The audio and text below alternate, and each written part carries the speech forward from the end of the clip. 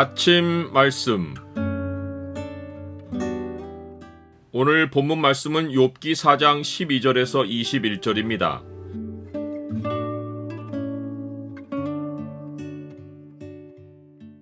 신비로운 영적 체험이 영적 성숙의 증거가 아니다. 오늘 본문을 죄의 창으로 보면 하나님의 계시라고 착각할 수 있는 영의 체험이 무엇인지가 보입니다. 죄의 창을 보여주는 구절은 4장 12절입니다. 어떤 말씀이 내게 가만히 이르고 그 가느다란 소리가 내 귀에 들렸었나니. 욥기의 독자들은 하늘에서 벌어진 일을 미리 알고 있기에 욥의 친구들이 하는 말을 들으면 그들의 지혜가 얼마나 듣기에만 그럴싸하고 전혀 현실을 읽어내지 못하는 교훈인지를 확인할 수 있습니다. 욥에게 처음으로 입을 연 엘리바스는 하늘에서 어떤 일이 벌어졌는지를 전혀 모른 채 욥의 형편만 보고서 그가 죄인이라고 단정합니다. 엘리바스의 생각에는 욥이 죄를 지어서 재앙을 당했다는 결론이 섰습니다. 그는 이 결론을 확신하고 이 결론을 뒷받침하는 데에 자기의 모든 주장을 집중합니다.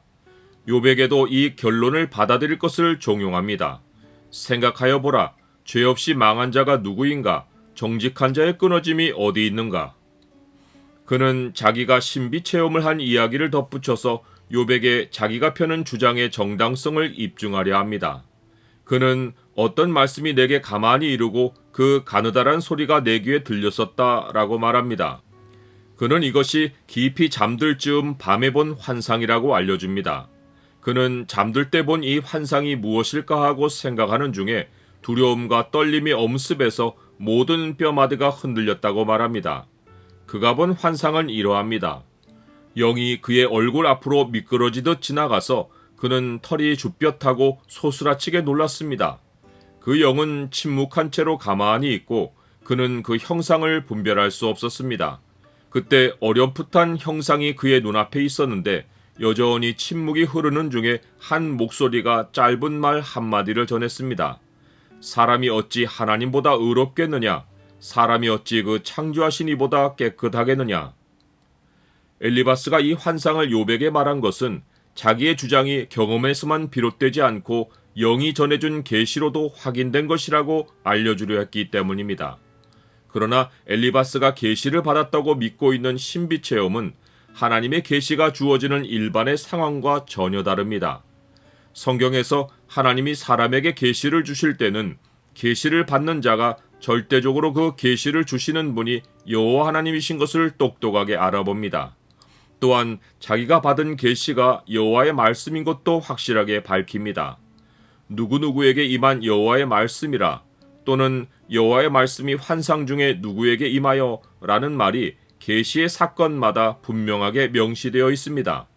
그런데 엘리바스의 경우는 어떤 말씀이 내게 가만히 이르고 라고 하며 계시를 전하는 주체가 여호와 하나님이 아니라 그냥 영이고 한 형상이고 한 목소리입니다. 그가 영에게 보인 반응도 어둠 속에서 귀신을 만난 듯한 모습입니다. 성경에서 여호와의 사자를 만나거나 여호와의 사자가 떠나고 여호와와 직접 대화하는 장면을 보면 하나님의 계시를 대하는 사람들은 모두가 일상에서 일반의 사람을 만나듯이 평온합니다. 오히려 대화를 끝내고 난 다음에 하나님을 만난 사실로 인해 두려워한 경우들이 더러 있습니다. 엘리바스의 환상은 하나님의 계시를 받는 순간이 아니라 지극히 개인적인 메시지를 전달받은 신비 체험입니다.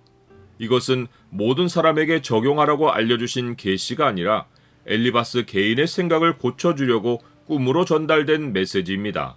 즉, 사람이 어찌 하나님보다 의롭겠느냐? 사람이 어찌 그 창조하신 이보다 깨끗하겠느냐라는 목소리는 욥에게 적용할 말이 아니라 자기를 의롭게 여기는 엘리바스 자신에게 적용하라고 들려주신 메시지입니다.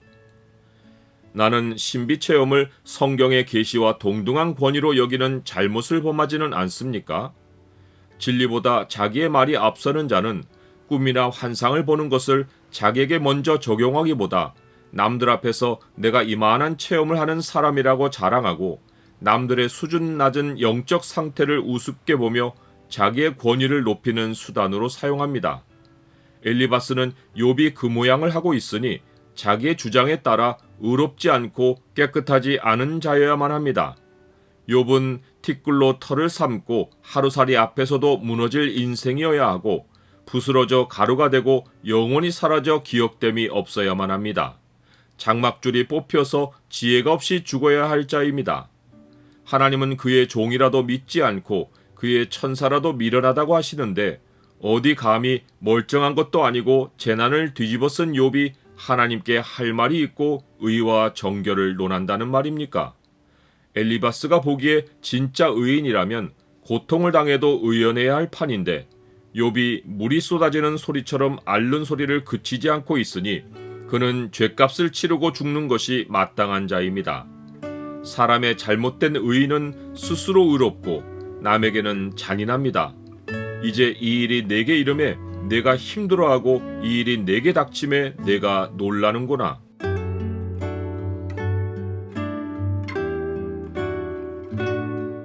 주님, 신비체험이 사람의 영적인 경건을 말해주지 않고 영적으로 성숙한 증거도 아닙니다. 주께서 꿈과 환상으로 저의 앞날을 경고하시고 저의 죄를 지적하실 때 겸손히 받게 하옵소서.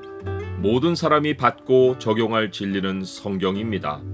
예수 그리스도의 이름으로 기도드립니다. 아멘.